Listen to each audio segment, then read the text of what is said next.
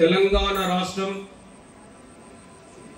రంగారెడ్డి జిల్లా ఆమనగల్లు గ్రామం వాసులము శ్రీ శ్రీ శ్రీ భవానీ రామలింగేశ్వర స్వామి